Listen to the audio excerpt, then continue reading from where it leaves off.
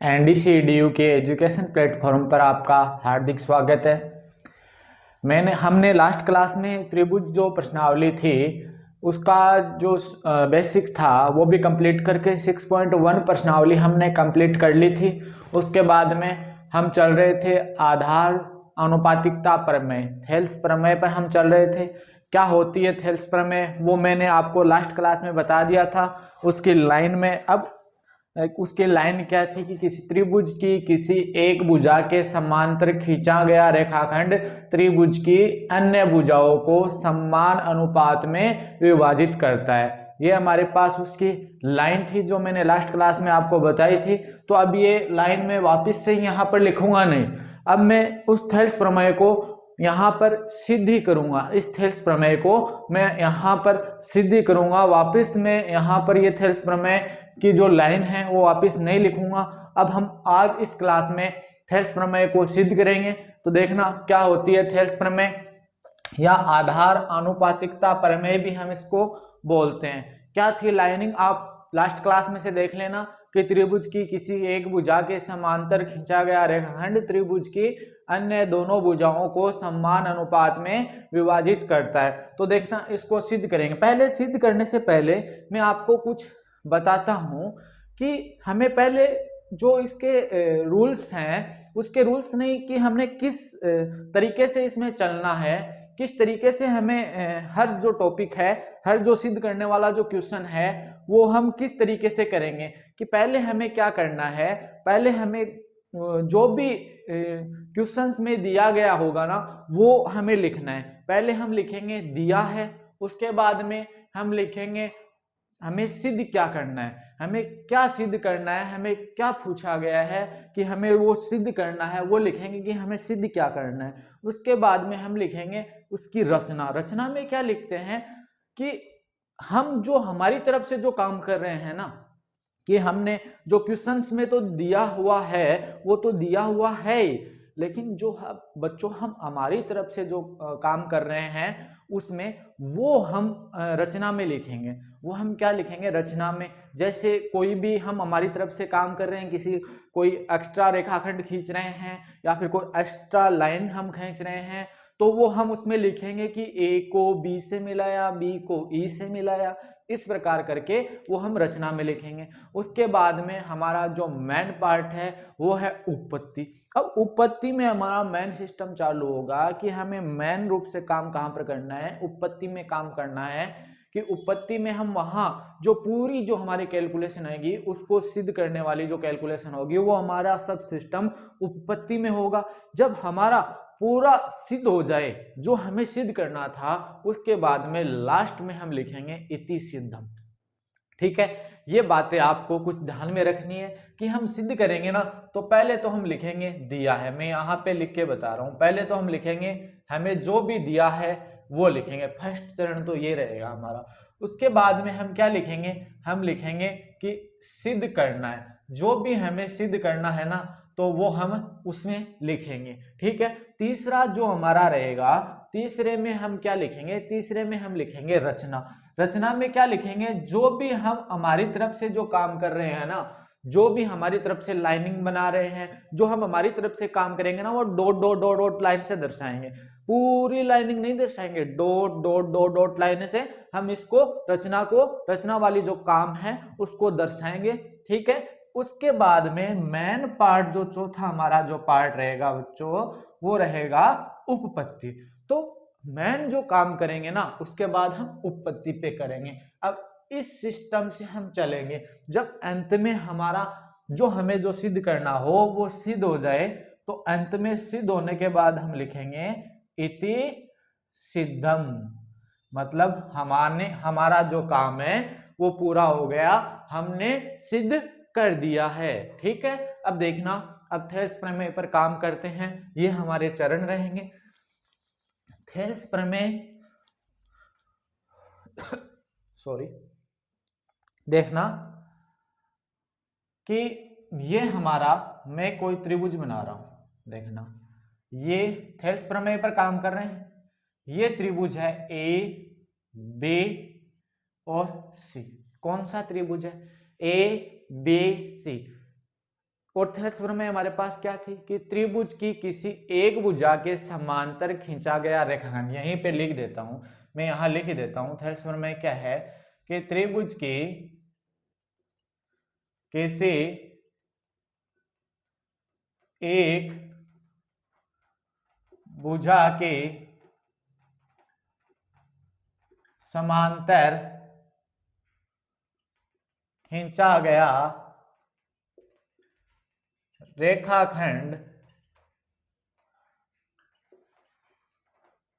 त्रिभुज की अन्य दोनों भुजाओं को समान अनुपात में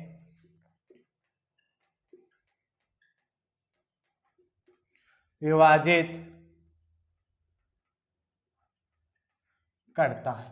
त्रिभुज की किसी एक भुजा के समांतर खींचा गया रेखाखंड त्रिभुज के अन्य दोनों भुजाओं को समान अनुपात में विभाजित करता है। अब देखना, त्रिभुज की ये बीसी भुजा है, इसके समांतर ये हमने कोई भी रेखाखंड, ये हमने क्या खींच दिया भाई, डीई रेखाखंड खींच दिया। कौन सा रेखाखंड खींच दिया, डीई रेखाखंड खींच दिया, जो ए बी जो भुजा है उसको डी बिंदु पर प्रतिच्छेद करता है और एसी भुजा को बिंदु ई पर प्रतिच्छेद करता है। ठीक है, अब देखना यहां तक हमने काम कर दिया। अब समान अनुपात में विभाजित करने का मतलब हमें सिद्ध क्या करना है, समान अनुपात में जो ये डी जो रेखाखंड है वो इन दोनों भुजाओं को समान अनुपात में विभाजित करता है, ये हमें बोल रहा है। डी रेखाखंड मतलब ये एडी भुजा बट्टे बीडी भुजा बराबर एई भुजा बट्टे इसी, ये हमें सिद्ध करना है। क्या सिद्ध करना है कि एडी बट्टे बीडी बराबर एई बट्टे इसी हमें सिद्ध करना है। क्यों, ये देखना, ये लाइनिंग पढ़ना, त्रिभुज की किसी एक भुजा के समांतर खींचा गया रेखाखंड त्रिभुज की अन्य दोनों भुजाओं, अन्य दोनों भुजाएं यही है, इनको समान अनुपात में विभाजित करता है। विभाजित का मतलब क्या होता है, इन दोनों भुजाओं को समान अनुपात में बांटता है। तो देखना ये रेखाखंड यहां से दोनों को बांट ही तो रहा है, इन दोनों भुजाओं को, एडी बट्टा बीडी बराबर एई बट्टा इसी, ये हमें सिद्ध करना है। ठीक है, क्या सिद्ध करना है, ये हमें सिद्ध करना है। अब देखना यहां से हम सिद्ध करेंगे, ये थेल्स प्रमेय हमारी ये सिद्ध करेंगे, अर्थात थेल्स प्रमेय क्या है, यहां से हमारे पास कि एडी बट्टा डी बराबर एई बट्टा एसी, ये हमें इसमें सिद्ध करना है। क्या, एडी बट्टा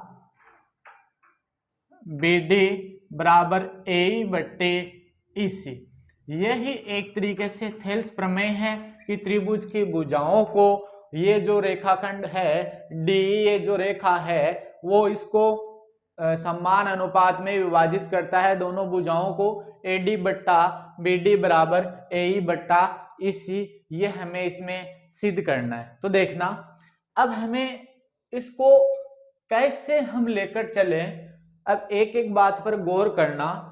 अब हमें इस पे काम कर रहे हैं, हम इस पे काम कर रहे हैं। देखना, मैं पहले लिख रहा हूं, हमारे पास दिया है, क्या दिया गया है, देखना दिया हुआ क्या है हमारे पास, दिया हुआ हमारे पास है कि त्रिभुज की किसी एक भुजा के समांतर खींचा गया रेखाखंड। इसका मतलब इस भुजा के समांतर जो खींचा गया रेखाखंड है वो तो हमें दिया गया है ना। यहां पे हम लिखेंगे कि हमें क्या दिया गया है कि DE समांतर BC, ये तो हमें दिया गया है। त्रिभुज ABC में, ये किस में है, त्रिभुज ABC में, ऐसे लिखो इसको कि त्रिभुज ABC में DE समांतर BC, त्रिभुज ABC में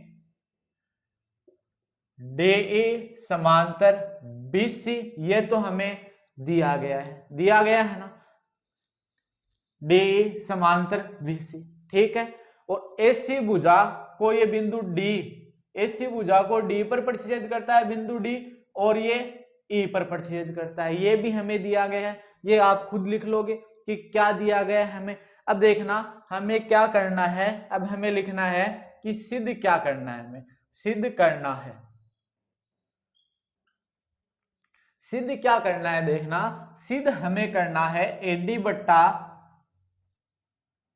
बट्टा बीडी बराबर ए बट्टा इससे, ये हमें सिद्ध करना है बच्चों, है ना, ये हमें सिद्ध करना है। अब एक बात देखना आप, अब हमें मैंने क्या बताया था, सिद्ध करने के बाद में किस पर आएंगे, हम रचना पर आएंगे। तो देखना अब हमें क्या लिखनी है, रचना लिखनी है। अब हमें क्या लिखनी है, रचना लिखनी है। और मैंने क्या बताया था, रचना में हम क्या लिखेंगे, रचना में हम वो लिखेंगे जो हम हमारी तरफ से काम कर रहे हैं सिद्ध करने के लिए, जिस काम की हमें जरूरत है वो हम सिद्ध करने में लिखेंगे। तो देखना अब हम हमारी तरफ से क्या काम कर रहे हैं, हम हमारी तरफ से क्या काम कर रहे हैं कि ये डी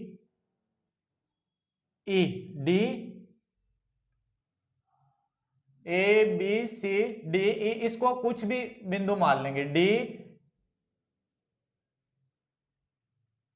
एफ, ये क्या मान लेंगे, डी एफ, ये क्या है, डी एफ मान लेंगे, डी एफ। ये रुकना, सॉरी, इसको हम डॉटेड लाइन से मिलाना है, इसको हमें किससे मिलाना है, डॉटेड लाइन से हमें मिलाना है, क्योंकि रचना जो हम हमारी तरफ से जो काम कर रहे हैं ना, वो हम डॉटेड लाइन से दर्शाएंगे।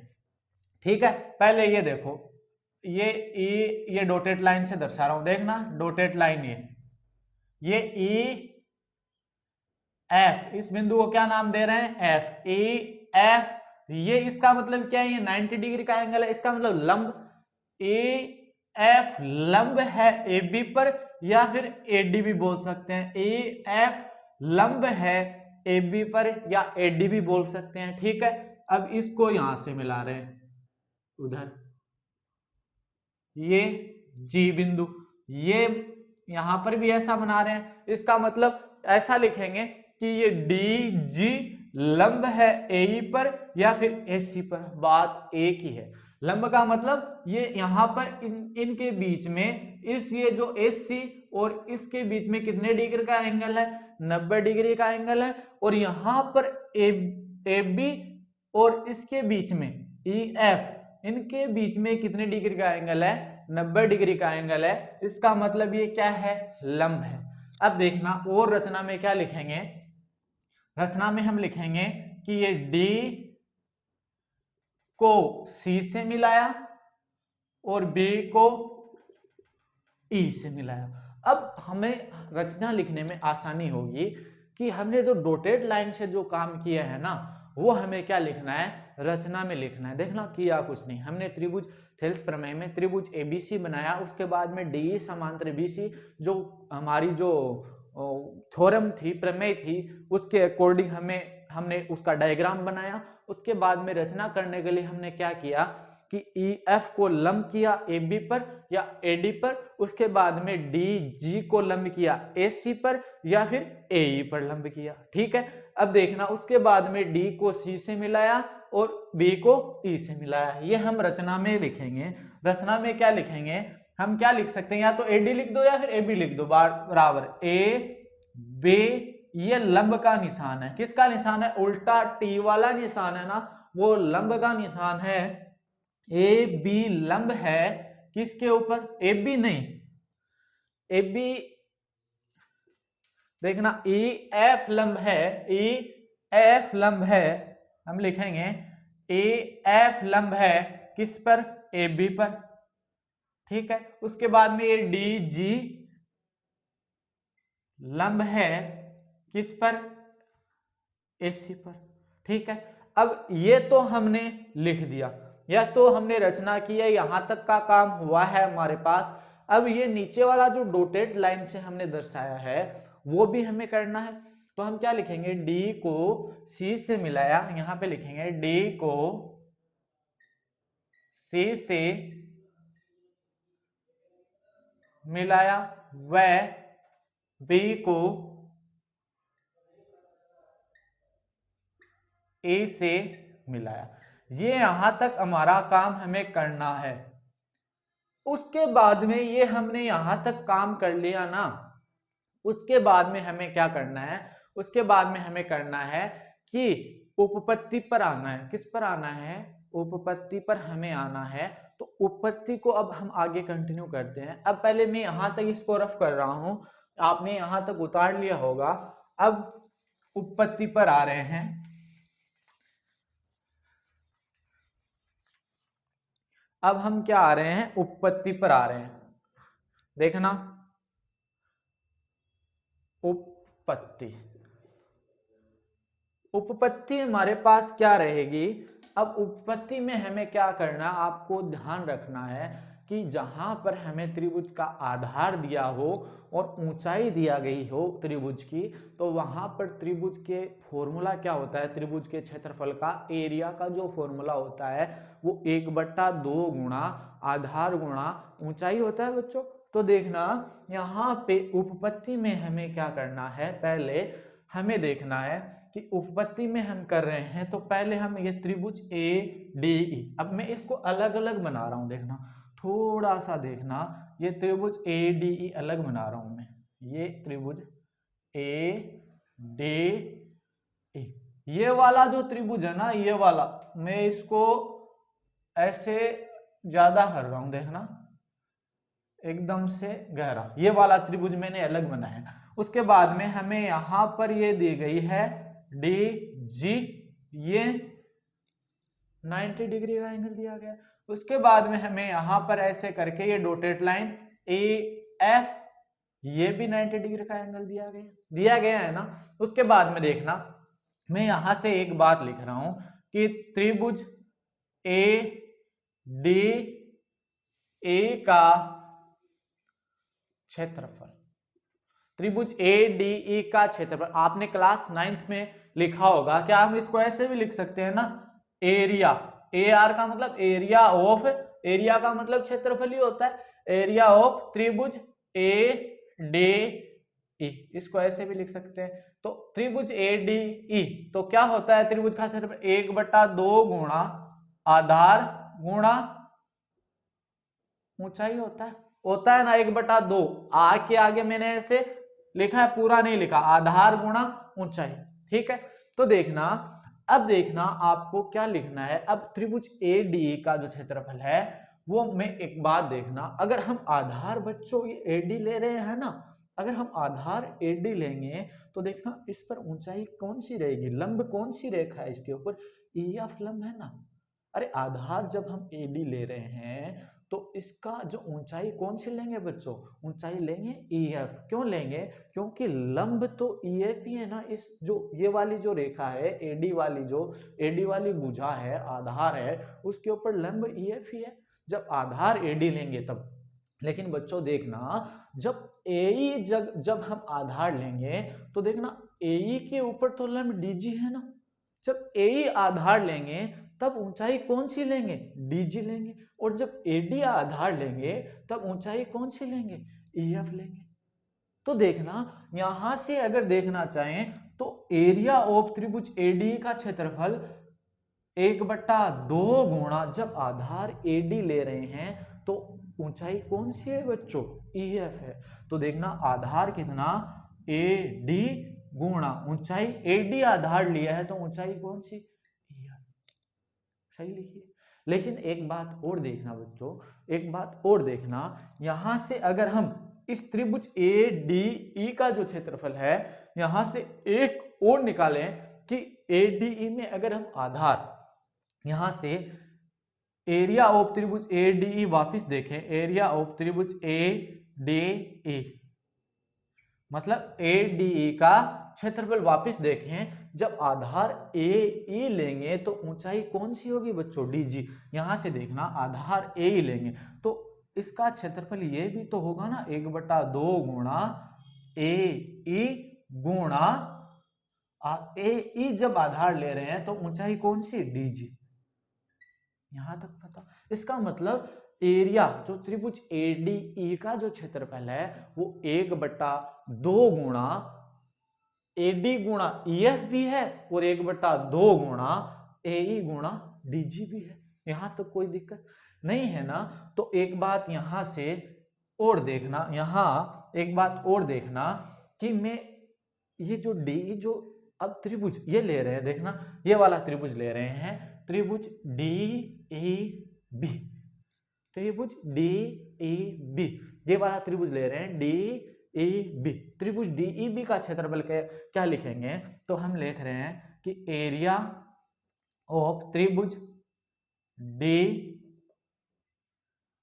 बी ई, एरिया ऑफ त्रिभुज बी डी ई या फिर डी बी ई का जो क्षेत्रफल है बच्चों, वो देखना जब इसमें जब आधार ये बी डी लेंगे ना, तो देखना ये ऊंचाई तो ये ई एफ ही रहेगी, क्योंकि ये लंब है, ये जो भुजा है ये पूरी ए बी के ऊपर ही है लंब ई एफ।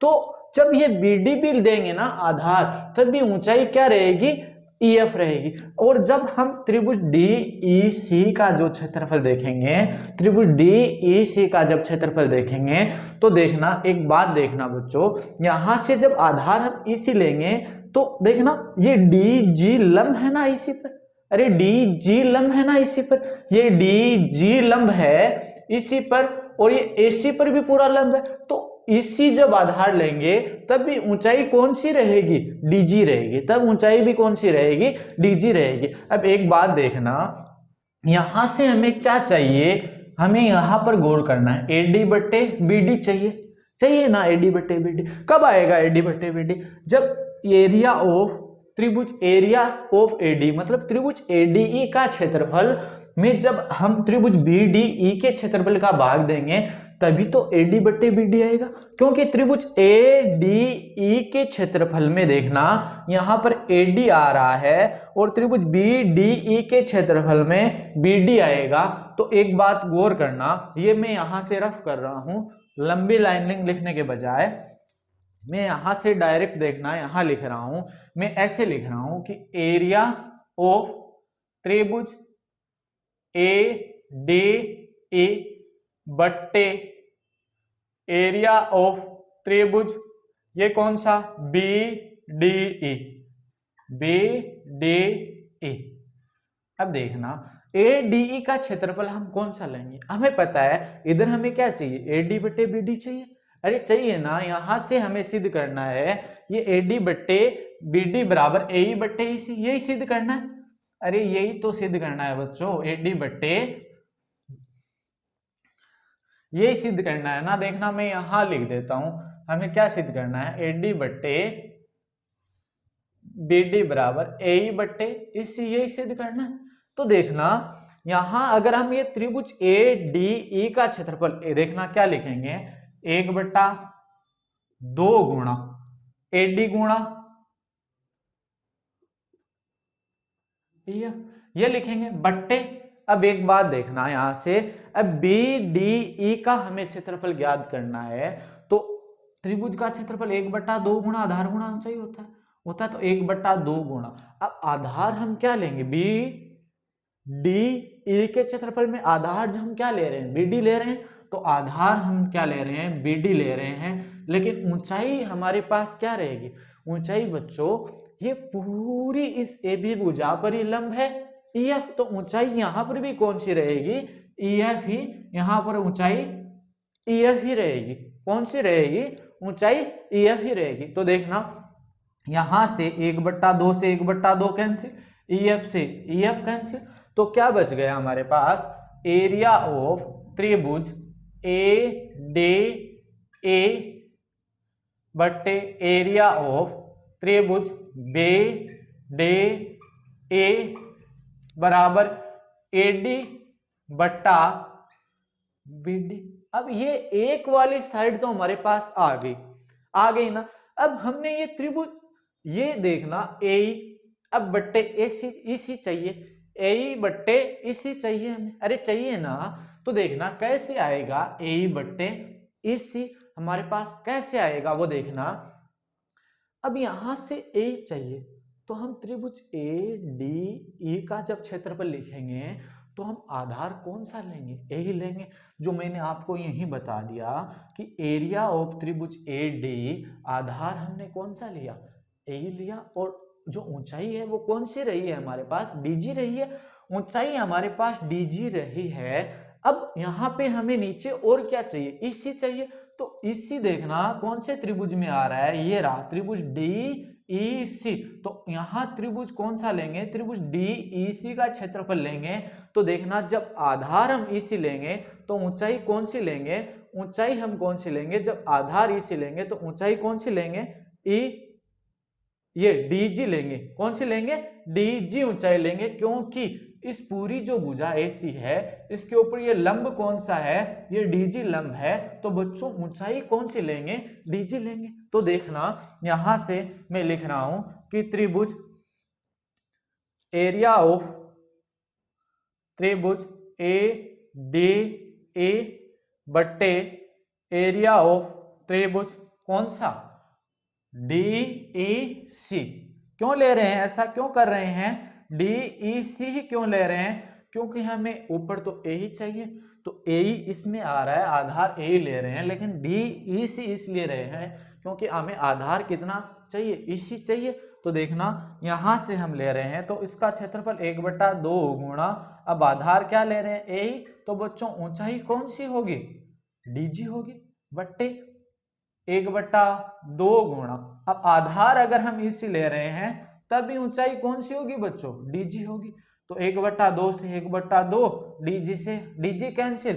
तो देखना अब यहां से मैं इनको रफ कर रहा हूं, ठीक है, यहां से रफ कर रहा हूं बच्चों ऊपर से।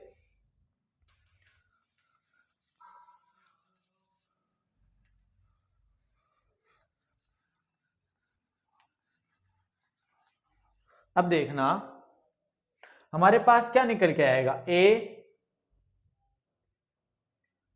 बट्टे EC निकल के आएगा। यहां से हमारे पास एरिया ऑफ त्रिभुज ADA बट्टे एरिया ऑफ त्रिभुज DAC बराबर कितना निकल के आएगा, AE बट्टे EC निकल के आएगा।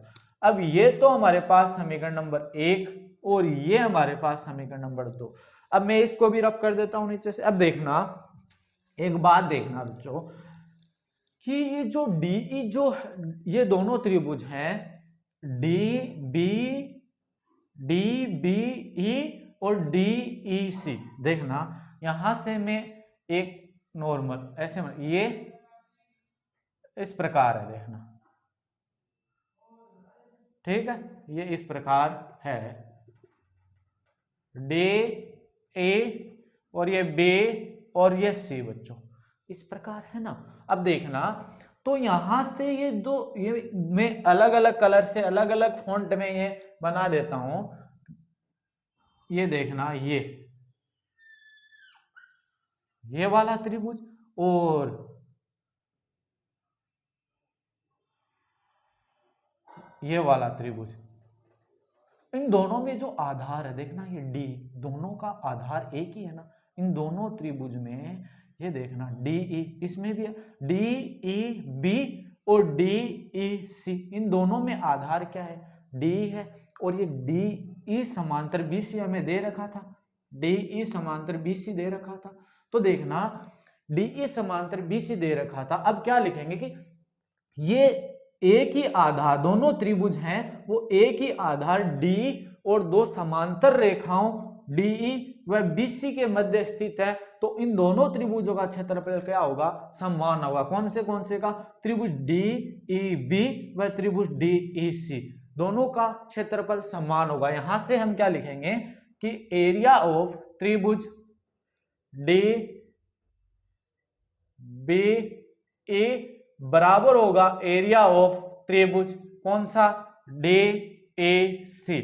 यहां से हम रीजन क्या लिखेंगे, यहां से हम रीजन लिखेंगे, ये देखना दोनों में DD आ रहा है तो एक ही आधार D तथा समांतर रेखाओं के मध्य स्थित है, तथा समांतर रेखाओं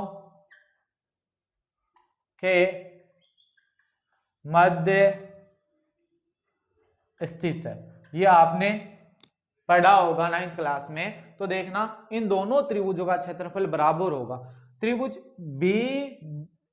DBE और त्रिभुज DEC दोनों का।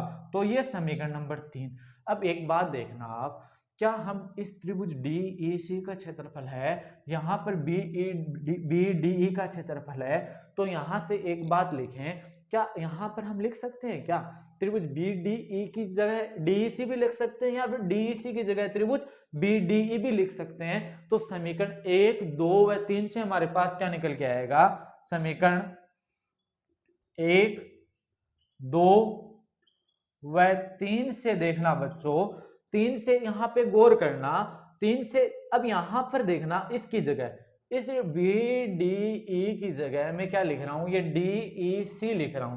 किसकी जगह, इस DEC की जगह, ये DEC की जगह क्या लिख रहा हूं, ये लिख रहा हूं BDE लिख रहा हूं, DBE लिख रहा हूं DEC की जगह। देखना यहां लिख रहा हूं एरिया ऑफ त्रिभुज ADE बट्टे एरिया ऑफ त्रिभुज DBE, इसकी जगह लिखा है ये लिख दिया क्योंकि बराबर है, बराबर AE बट्टा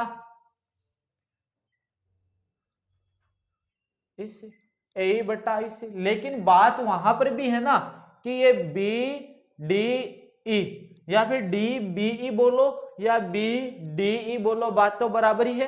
अरे बराबर ही है ना, तो देखना इसके बराबर क्या आ जाएगा, AD बट्टा BD।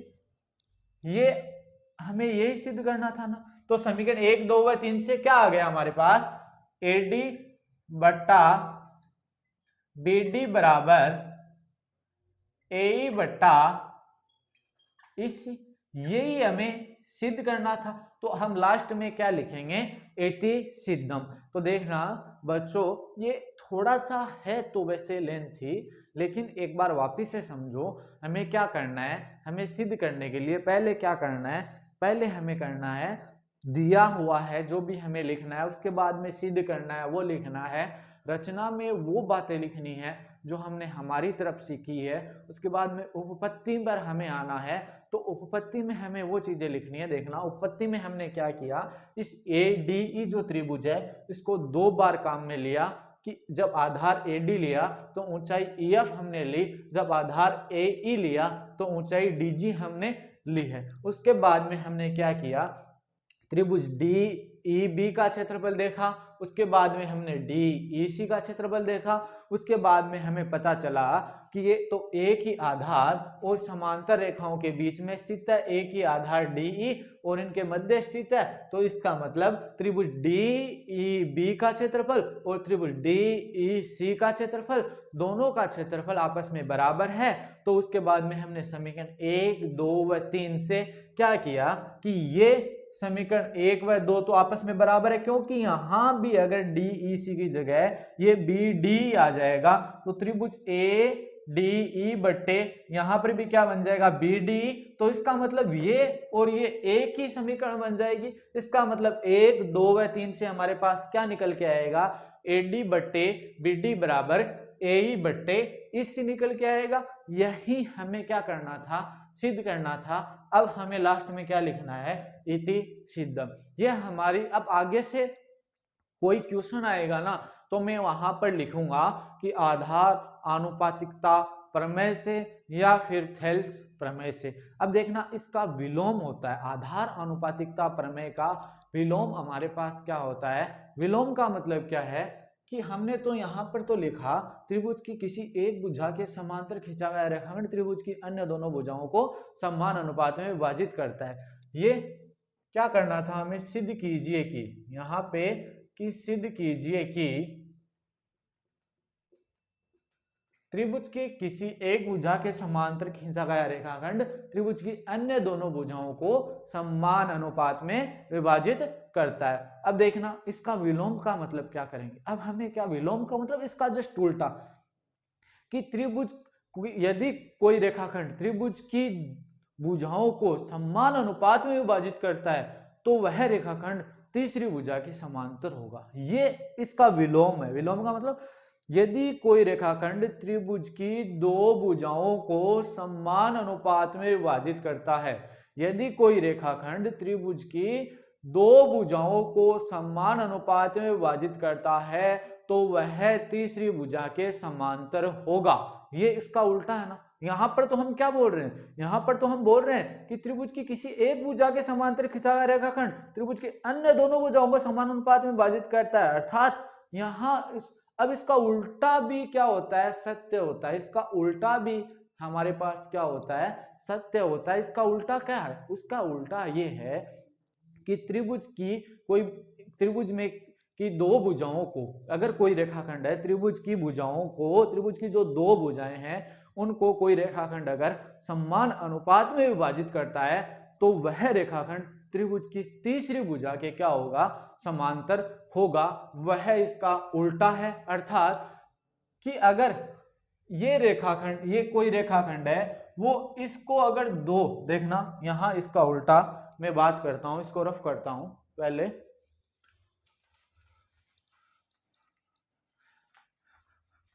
इसको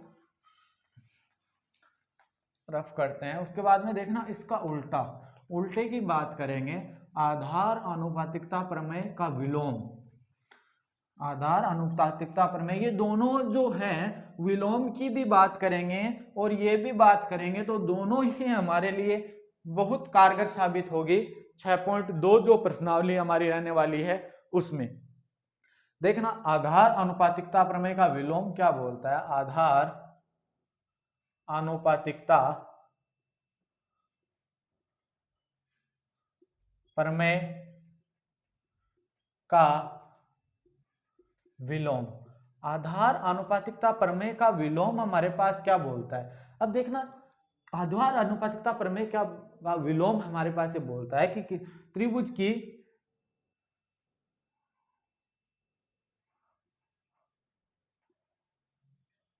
की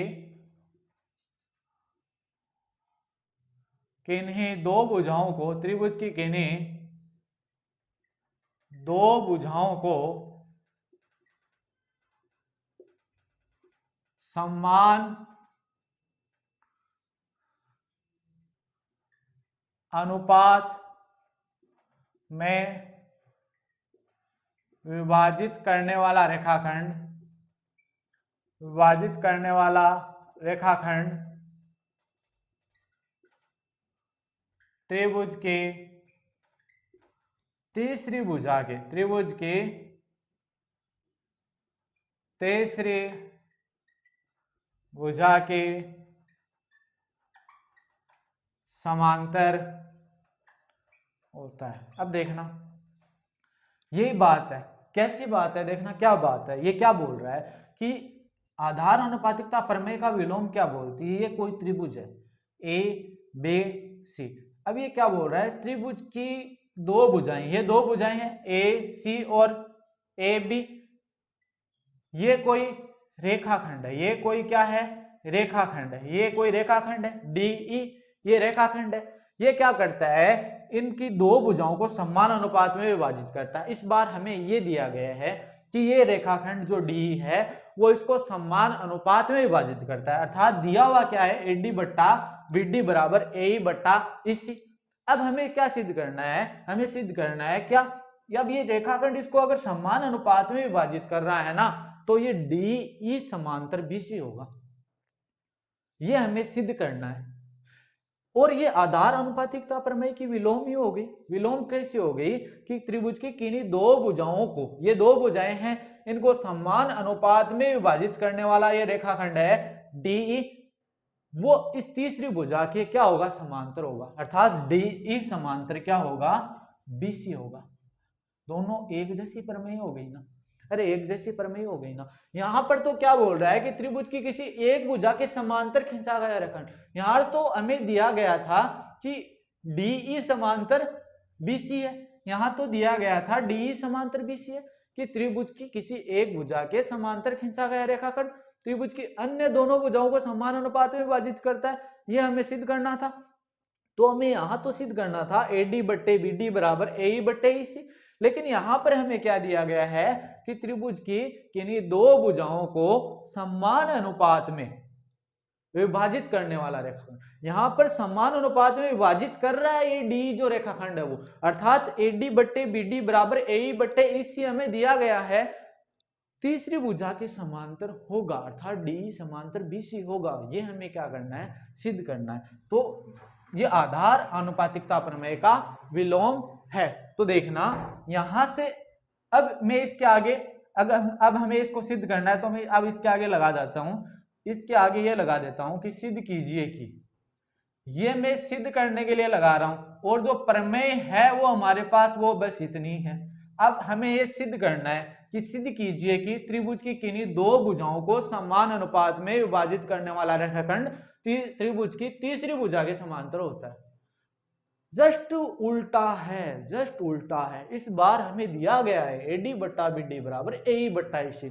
बार बार मैं ये चीज आपको बोल रहा हूं, बार बार बोल रहा हूं, ठीक है। अब मैं ये ऊपर वाला मिटा रहा हूं और हम अभी इसको भी सिद्ध करेंगे आज वाली क्लास में। देखना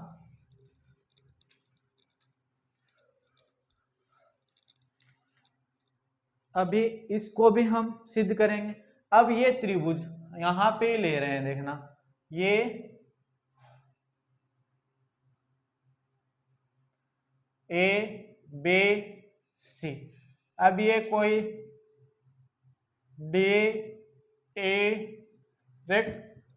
DE रेखाखंड है, ठीक है। DE क्या है, रेखाखंड है, ठीक है। अब हमें ध्यान रखना है, हमें यहां हम शुरू करेंगे। अब ये बार बार मैं नहीं लिख रहा, ये लिख लेना, उसके बाद में मैं ऊपर सिद्ध करने वाला काम करूंगा, ठीक है। ऊपर सिद्ध करने वाला काम ही करूंगा मैं, ये प्रमेय वापस नहीं लिखूंगा, ठीक है। यहां देखना हमें पहले दिया है, अब दिया हुआ क्या है, दिया हुआ हमें क्या है, हमें इसमें दिया हुआ है कि AD बट्टा BD बराबर AE बट्टा EC दिया गया है, ठीक है। और सिद्ध करना है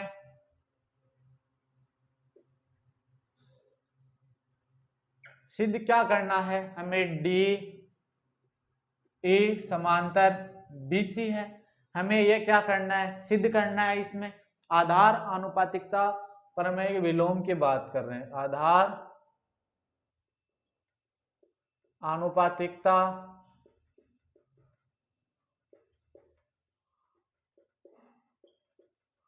प्रमेय का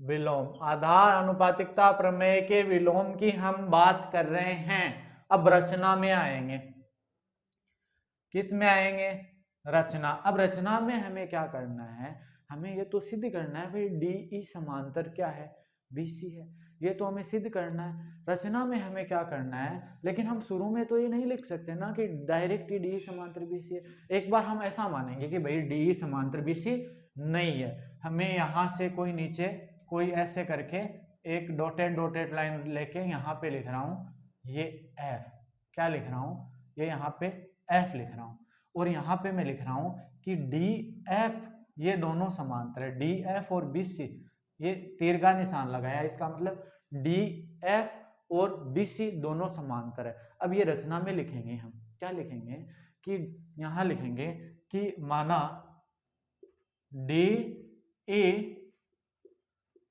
समांतर BC नहीं है, DE समांतर BC नहीं है, एक अन्य रेखाखंड, एक अन्य रेखा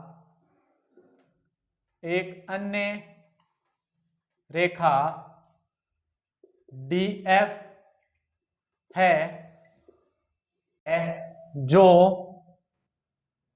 BC के समांतर है, DF है जो BC के क्या है, समांतर है, अर्थात DF समांतर BC है। तो देखना जब DF समांतर BC है, तो देखना जब ये रेखाखंड है, जब ये रेखा DF है वो BC के समांतर है, तो आधार आनुपातिकता प्रमेय से जब DF समांतर, अब उपपत्ति में आएंगे, देखना, अब उपपत्ति में आएंगे।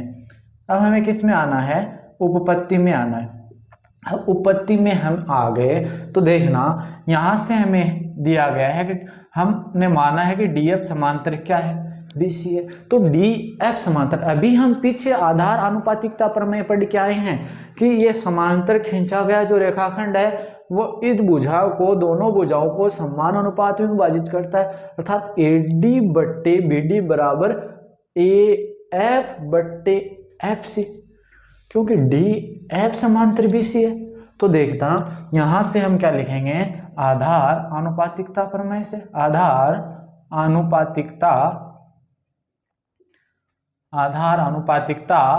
प्रमेय से क्या लिखेंगे? आधार अनुपातिकता प्रमेय से AD बट्टे BD बराबर, अब DF समांतर है तो यहां से AF बट्टे FC, यह समीकरण नंबर 1। लेकिन हमें देखना यहां से दिया हुआ क्या है? क्या दिया है? दिया हुआ क्या है? देखना दिया हुआ क्या है वो देखना कि AD बट्टे BD बराबर AE बट्टे EC दिया गया है ना। तो देखना यहां से AD बट्टे BD बराबर AF बट्टे FC, यहां से AD बट्टे BD बराबर AE बट्टे EC। तो देखना यहां से हम ऐसा लिख सकते हैं ना कि दिया हुआ है और समीकरण 1 से, इन दोनों से इसको समीकरण नंबर 2 दे दो चाहे, ठीक है।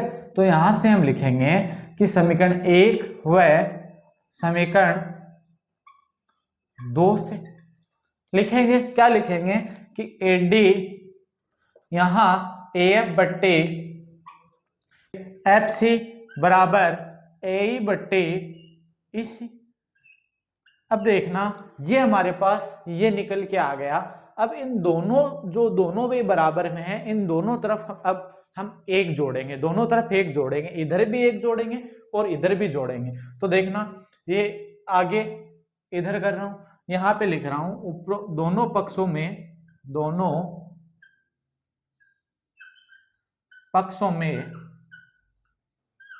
1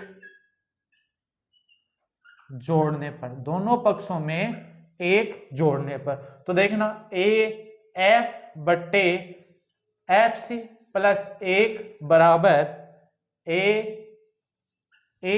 बट्टे EC प्लस 1। अब देखना यहां से एलसीएम देखे तो एलसीएम कितना आएगा? यहां से FC, अब एलसीएम FC आएगा, ऊपर कितना हो गया? AF प्लस ये FC बराबर AE प्लस EC बट्टे EC, क्योंकि यहां पर भी एलसीएम कितना आया है? लेस है, EC आया है। अब देखना यहां से AF प्लस FC, ये देखना AF प्लस FC बराबर पूरा AC के बराबर है ना, तो इसकी जगह हम क्या लिख सकते हैं? AC लिख सकते हैं। तो AF प्लस FC बराबर AC और नीचे में बट्टे FC।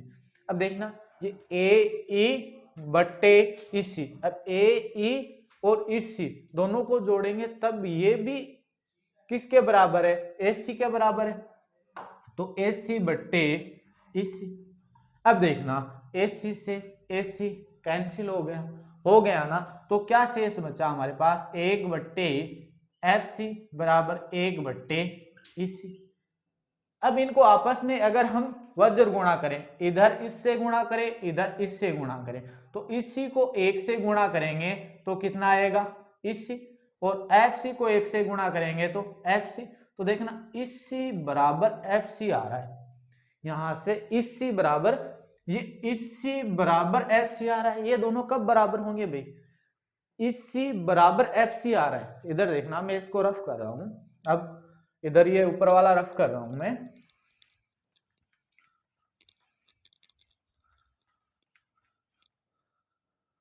अब देखना ये EC बराबर FC आ रहा है, EC और FC दोनों बराबर आ रहे हैं, ये दोनों कब बराबर होंगे?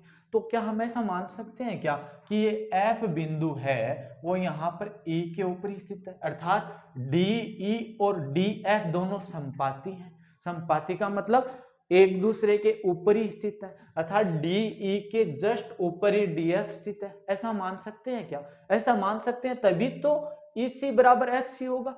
अरे EC बराबर FC तभी होगा ना जब यहाँ E के ऊपर ही ये F स्थित होगा। अरे तभी तो होगा ना, ऐसे तो नहीं होगा ना बराबर। जब ये F है वो E के ऊपर ही स्थित होगा तभी तो EC बराबर FC होगा। तो यहां से हम लिख सकते हैं, अर्थात यदि यहां से हम लिखेंगे यदि EC बराबर FC है तो क्या DE व DF दोनों समपाती हैं? समपाती होने का मतलब क्या है? समपाती होने का मतलब ये है कि ये दोनों DE और DF हैं वो दोनों एक दूसरे के ऊपर स्थित हैं। अर्थात क्या? अर्थात बिंदु A के ठीक ऊपर ही बिंदु F स्थित है। ठीक ऊपर ही बिंदु क्या स्थित है? F स्थित है। F स्थित है। तो देखना, जब ये स्थित है तो जब DF समांतर BC है और ये इसके जस्ट ऊपर स्थित है, तो हम क्या बोल सकते हैं? तब हम बोल सकते हैं क्या बोल सकते हैं? तब हम बोल सकते हैं कि DE समांतर क्या होगा? BC होगा। अब आगे आपको लिखना है इति सिद्धम। तो आज की क्लास अपनी यहीं पूरी होती है। इससे अगले वाली क्लास में हम 6.2 प्रश्नावली को आगे कंटिन्यू रखेंगे और जो इसके 6.2 प्रश्नावली के जो कुछ एग्जाम्पल हैं जो आपको डिफिकल्ट लगते हैं वो भी हम करेंगे। तब तक आप इस क्लास को अच्छे से देखिए। कोई चीज आपको समझ में नहीं आई है तो उसको एक बार वापस से बैक करके देखिए। तो आप ऐसे ही हमें अपना प्यार देते रहिए और हमारे साथ बने रहिए। धन्यवाद।